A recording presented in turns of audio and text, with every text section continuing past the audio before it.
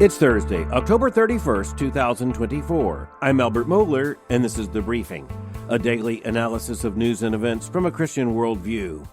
Well, leading polls indicate that today on The Briefing, we're going to talk about polls and polling. And that is because it is unavoidable right now, and if there is any one issue we need to clarify in terms of the political and the media conversation, it has to do with polls. And whether or not the polls reflect something, the polls predict something, what exactly are the polls telling us? Well, in reality, when you look at the entire science of polling, you need to recognize this is something that really came into its own only at about the middle point of the 20th century.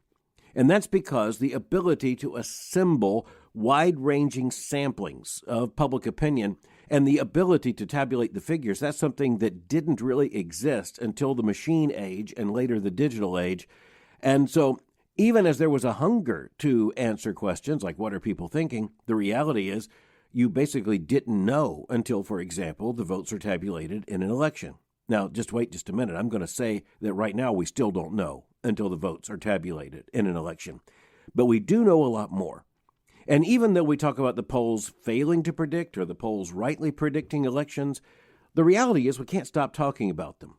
Front page of USA Today yesterday, pollsters warn that polls not predictive. Subhead, but they can certainly fuel election anxiety. Phillip M. Bailey's the reporter in that article. Now, the headline again tells us that polls are not predictive. That's one of the most important things we can understand about polls. Polls are a snapshot in time. Polls, at their very best, if they are absolutely accurate, do not tell you what's going to happen tomorrow, although they might tell you what people think is going to happen tomorrow, or they might tell you which percentage thinks this will happen tomorrow and this percentage thinks something else is going to happen tomorrow. But then you also have the question, are these people who think X is going to happen tomorrow or Y, or are they people who think they're supposed to be the people who say that X is going to happen tomorrow or Y?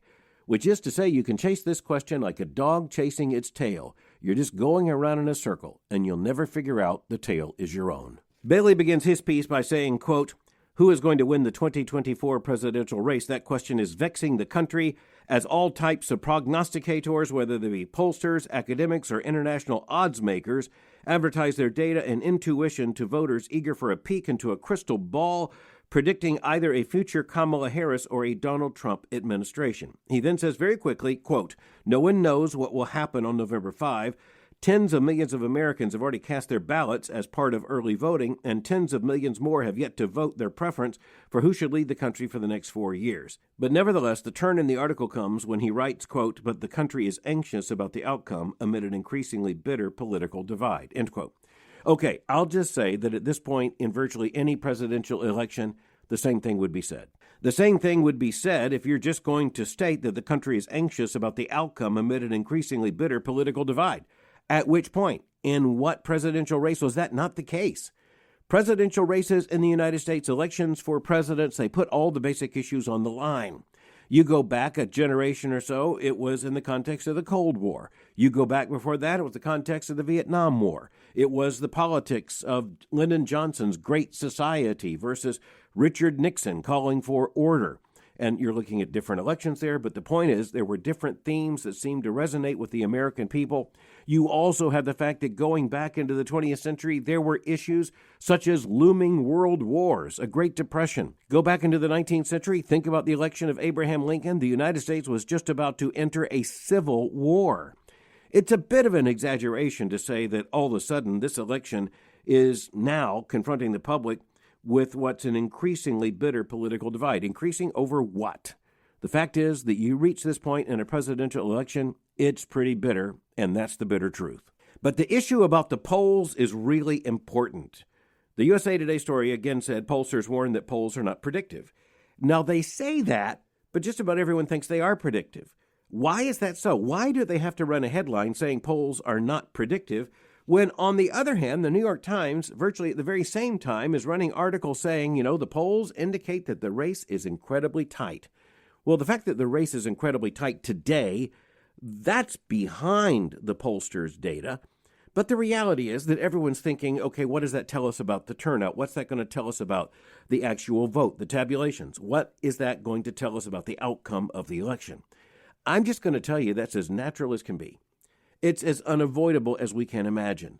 But it is true that the polls are taking a picture in time. They're also taking a picture from a supposedly representative sample.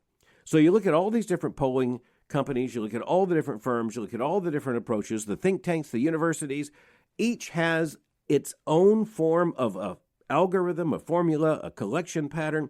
They have their own arguments for why their particular poll is giving a clear and accurate representation of that political moment. But they themselves can't help extrapolating about what this means, not just for today. And by the way, if you're talking about it today, the data is already as old as at least yesterday. But then again, everyone is really looking to Election Day, and we just have to acknowledge that's what's going to happen. Now, I mentioned already on a previous edition of the briefing that one of the big issues here is whether or not the polls change the situation.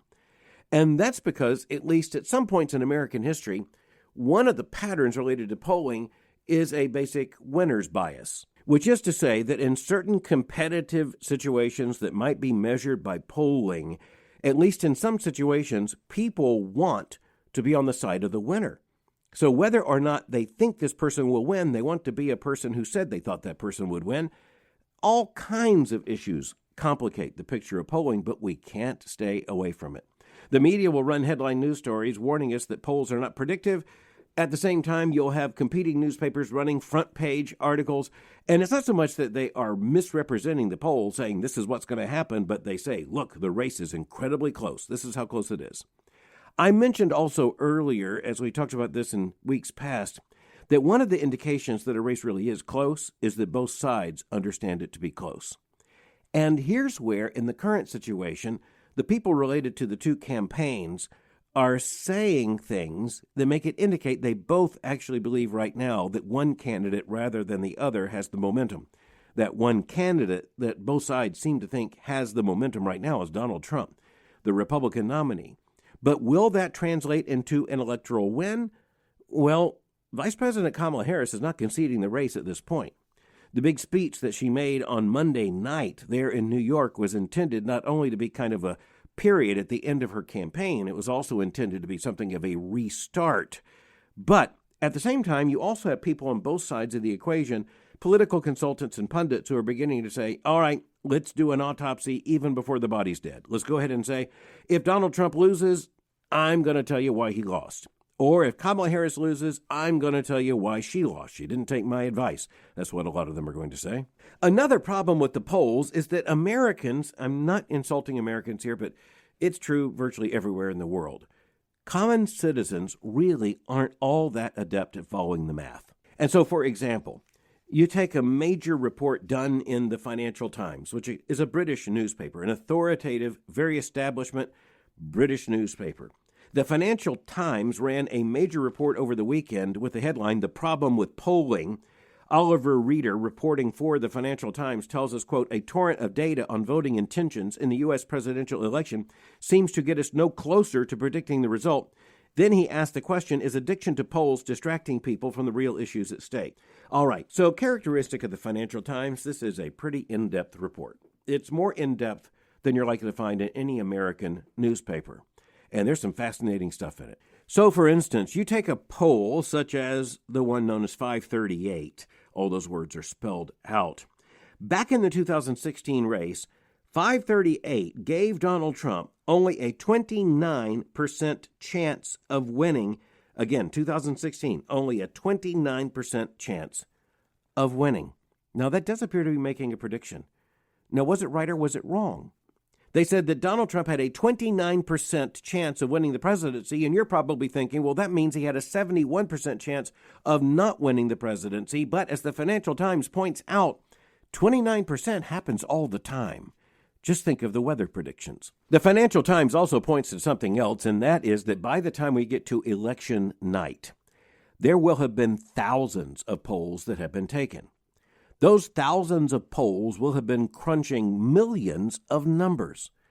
But by the time you get to the election results, you're looking at what will eventually, and we hope sooner than later, be an authoritative number. It's going to be a single number, but there were people who were throwing around probably tens of millions of numbers predicting, when they didn't say they were predicting, what would happen. But I'll tell you where polling does often matter in campaigns such as presidential campaigns. Polling does tell candidates whether what they're doing right now is working or not. And so you take a message. And in recent days, Kamala Harris has been trotting out some new messages. Are they working or are they not? Well, I guarantee you her campaign has a pretty good idea already. And the fact that she may shift to something else indicates that the polling probably said that previous one just didn't work all that well. Keep trying until you find one that has traction. And I'm not just speaking of the vice president in this case. This is what presidential candidates do. And sometimes they're surprised. They say something in a speech, something appears in a campaign event or a campaign commercial, and all of a sudden it catches fire, and the next thing you know, that candidate is talking about it all the time. Another issue about the polls, pollsters often don't like each other. Or let's put it another way. At the least abrasive way of describing it, they are competitors. They're competitors because they want their poll to be cited. They want their polling firm to be hired. They want to be found to be the most reliable, and it's not the most reliable at taking a snapshot. They really depend upon their salability in terms of being most reliable when they predict, which again they say they're not doing. But of course they are doing. Otherwise, no one would care. Now, something else to watch in all the number crunching, by the way, is the fact that sometimes the number crunching is really opaque, it's really complex, it's really hard to follow. Don't worry about that. It might not mean anything anyway. When it comes to the actual election results, even though there are a lot of numbers coming in from a lot of machines and a lot of precincts, a lot of voting places, a lot of states, and eventually you just add them all up. And, of course, it's pointing toward the Electoral College when you think about the presidential election. The bottom line is the number that matters is 270. 270 electoral votes. That's the magic number, and only one of the candidates can get there. By the way, sometimes you will have the most ridiculous things happen in the news coverage, and I realize they're trying to deal with a lot. They got to keep talking all the time, but one of the things that sometimes happens is they'll say, the candidate needs 270 electoral votes. Well, Joe, the candidate has 260. How many more must that candidate get? Oh, I don't know, maybe 10. At that point, the middle schooler watching the election results with you is probably far ahead of the pundits. I also just want to underline that even as they say they're not predictive, but they speak of themselves and their own polls as if they're predictive, Americans want them to be predictive. The campaigns act as if they think they are predictive. They are also in the position of saying things that, well, when they turn out to be wrong, they say, we'll fix our system, we'll fix our method. So back in 2016, the pollsters were way off. And by that, I mean not just in terms of predictive ability, even in terms of the analytics going up until Election Day. The win of Donald Trump surprised everyone, including apparently Donald Trump. Then fast forward to 2022, the polls had it way off again. They had it off in a different way. In 2022, they were predicting a Republican big landslide victory in terms of congressional and senatorial races. Didn't happen that way, especially in the House of Representatives. So when you look at this, you also recognize that there are all kinds of equations and algorithms and complexities that come into the pollsters' calculations. And when they get it wrong, they say, well, get it right next time. But they're not running the last election again. That's the assumption. We'll fix it based upon what we just learned. But the next election isn't that election. It's a new election. The factors are going to be new. And you can count on that being the fact as we get closer and closer to November the 5th. Getting away from elections for a moment, I want to say that evangelical Christians have an absolute infatuation with numbers when it comes to, say, looking at the moral landscape in the United States of America on numerous issues. I want to be careful. I want to say I don't think those polls or surveys are likely wrong. I just think it's wrong to look at those numbers and think that the numbers are the big story. The big story is the human heart. And we might be able to change the numbers and get nowhere as Christians. We have to change the heart. Changing the numbers is important, but changing the numbers isn't enough. But all right, speaking of change, that was an awkward transition, but nonetheless, here we go. I'm talking about the transgender revolution as it has landed on the sports pages. And the team in this case is the San Jose State University women's volleyball team, which is in the news right now because there is a male body on that team. Other teams are canceling, and at least one teammate on that San Jose State team has now filed suit and is suing over the issue of having a transgender teammate. All right, This is often leading to big headlines on the sports pages, even to full-page news coverage. And I want to turn to the coverage from the Associated Press. The AP reports, quote, they play on the same team, but they couldn't be further apart. One member of the women's volleyball team at San Jose State University has signed on to being part of a federal lawsuit against the NCAA, challenging the presence of transgender athletes in women's college sports. The specific person she cites, one of her own teammates, end quote. Okay, the Associated Press here is following the modern media convention, and here's the problem. The media convention is set with a very liberal worldview, and that liberal worldview says if the team member says the team member is a woman or is female, then the pronouns have to align with that. The news coverage has to assume that, even when the news coverage is telling us that there's controversy over that very matter. Don't believe your eyes. That's what people are telling us. Now, one of the things we need to note is that the transgender revolution isn't going as planned. Now, I'm not saying it hasn't made a lot of headway. It certainly has, devastatingly so, damaging to human lives and subversive of the entire moral order, and frankly, at war with nature itself, even at war with being or ontology, or just say bodies in this case. But yet it's also true that when you look at the L, the G, and the B, the lesbian, the gay, the bisexual, that stuff has advanced a lot further than most of us ever could have imagined. I mean, you're talking about same-sex marriage now, and I'm not going to cite the poll figures, but we all know that an increasing majority of our neighbors are no longer offended by that, or at least they say they're not. The point is, that has become more normalized in the society, which is exactly what those of us who oppose same-sex marriage warned would happen. But nonetheless, that isn't happening, at least it's not happening at the same pace, it's not happening in the same way on the transgender issue. And I have said that it often does come down to the fact that the transgender revolution tells people not to believe what they see with their own eyes. And, that's a hard argument to lean into for long. And especially when you have a daughter on a girls' team or a daughter on a women's team at a university level, and there is a male body involved in this. That's true at the University of Pennsylvania when it came to the swim team. And that's true now with respect to the San Jose State University women's volleyball team, because a number of opposing teams simply are forfeiting rather than play. The San Jose Peninsula chapter of PFLAG, that is an LGBTQ activist group, said, quote, it is disappointing that politicization of sports has meant some teams have denied SJSU and themselves opportunities to play simply because a team might have a transgender player. The statement went on, quote, all student athletes, including trans athletes, deserve the same chance to be part of a team, learn from one another, and respect the game. Transgender athletes belong, end quote. Well, you can make that statement as often as you want. You can state it as loudly as you want. Americans aren't buying it, or at least they're not buying it yet. And there's hope that a bit of clarity will continue to show up in the American mind here. But we are also looking at opposing worldviews and the issue of fairness.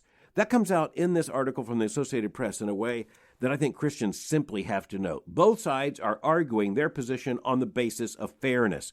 And that means there are those who may be making the argument, I think this is the right argument, that it isn't fair to have someone with a male body on a girl or woman's team, period. It's just not fair.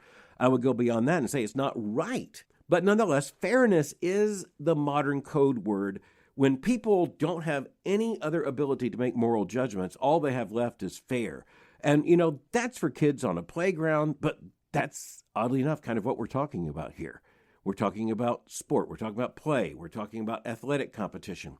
You cannot separate that from the moral context of fairness. So what you have, and here the Associated Press recognizes it, are two opposing understandings of fairness. On the one hand, people are saying it's not fair for a male body to participate in girls' or women's sports. Others are saying it's not fair to say that that person who's declared transgender identity and is now recognized by society in the fiction that that person is a female, it is not fair to say that person can't be on a girl or women's team. Well, which fair is fair?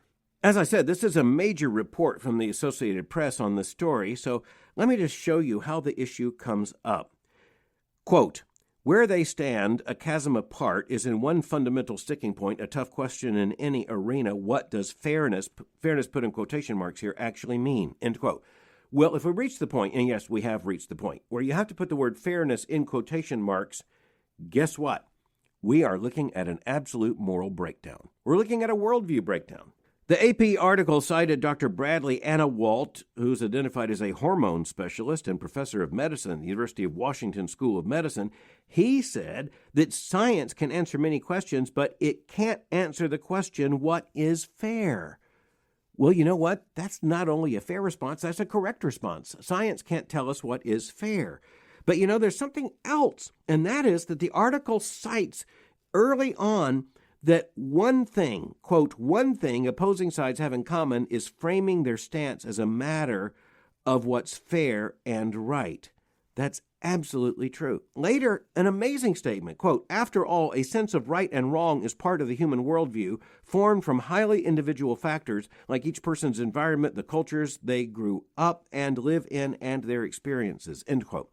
Okay, there's an astounding indication that we're onto something basic here, because now you have a secular newspaper writing about San Jose State University's women's volleyball team, and they're stating something about worldview. It's right there in the text of the Associated Press article. They're saying a part of the human worldview is some judgment about right and wrong. Is that right or wrong? It's absolutely right. But we understand as Christians that that's based upon the fact that the Creator made us in His image and gave us a moral capacity so strong that there are things we cannot not know.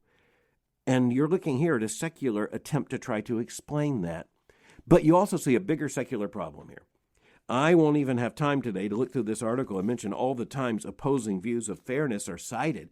But the article's emphatic point is that society's going to have to decide what fairness means in this situation. And that's where I just want to say the Christian worldview reminds us of something else that's just urgently important, and that is that fairness is not a matter of mere moral judgment. The Christian worldview tells us that fairness, which is based, after all, on right and wrong, fairness is actually related to, I got to go back to that word again, ontology. It's related to being. It's related to creation and the structures of creation, which is to say, if you're talking about any girls or women's volleyball team, you got to talk about being. That being means a baby born female. A baby born male doesn't belong there. Fairness, in this sense, shows itself as an abstraction. You have the modern secular worldview that wants to have fairness without any accountability to creation and creation order. And by the way, that's just not going to work. It's not going to work because, as I've often pointed out, you can say that a man and a man are married to each other, but you know what they're not going to be able to do? They're not going to be able to have a baby. Not just the two of them. I can promise you that. The article, by the way, goes on to cite that same hormone specialist and professor of medicine at the University of Washington, who said, quote, when we talk about fairness and competition, what we're really trying to do is say, well, we've created a level playing field, he says. Quote, and the truth is we never quite succeed in doing that. And so where do you draw the bright white line in terms of what's fair and what's not fair, end quote. Okay, I want to tell you what he says without saying it. What he's saying is, if, for instance, biology, if anatomy doesn't determine the foundation of what's going to be fair and unfair, then someone's just going to have to draw an arbitrary line. And someone's going to like that line, and someone's not going to like that line. But the other point I want to make is that line is not going to be stable. It's going to be erased and a new line is drawn. It's going to be erased and a new line is drawn. It will be erased. You get the pattern. That's what's going to happen. If you separate this from biology, ontology, anatomy, then at this point, you've just simply accepted a sliding formula. And from this point on, let's just be honest. If it's not tied to creation order, it's just tied to politics. It's going to be a matter of who wins and who loses, on the court and off. But all right, let's conclude here. We'll turn back to this issue, of course, because we're going to have to turn back to it. But in the meantime, let me go back to something we discussed just days ago. And that is all the controversy about two major newspapers, the Washington Post and the Los Angeles Times, not endorsing a candidate in this race. Jeff Bezos, the founder of Amazon, who is the owner of the Washington Post, has been blamed even by members of his own editorial staff and writers for the Washington Post for doing something they declared to be cowardly. He just shot back in a statement by saying, quote, in the annual public surveys about trust and reputation, journalists and the media have regularly fallen near the very bottom, often just above Congress. So he's saying, we're not considered all that credible, and maybe a part of it is because we're so political. And yet he says something else, and he's not getting much attention for this part, but I think it's really important. He said to his own staff, more or less, quote, presidential endorsements do nothing to tip the scales of an election. What presidential endorsements actually do, he said, is create a perception of bias, end quote. Okay, there's a huge admission there. It's huge. I think he's absolutely right. I think Jeff Bezos says it absolutely truthfully. The major endorsements that come from papers such as the Washington Post and the Los Angeles Times don't make a change in electoral patterns. It's because I don't know of a single human being who's going to say, okay, I'm going to vote for candidate X because the LA Times told me to. No, it is, to use contemporary parlance, a form of media virtue signaling. It is virtue signaling, and it is the issuing of a tribal call. And guess what? The tribe gets very frustrated when it's told that the paper is not going to issue the tribal call. But I'll say one other thing, and that is I don't think Jeff Bezos is going to make his point really clear until he turns to some of his own staff and says, that's enough. You're fired. Thanks for listening to The Briefing. For more information, go to my website at albertmohler.com. You can follow me on Twitter or X by going to twitter.com/Albert Mohler. For information on the Southern Baptist Theological Seminary, go to sbts.edu. For information on Boyce College, just go to boycecollege.com. And if the polls tell us anything, they say, I'll meet you again tomorrow for The Briefing.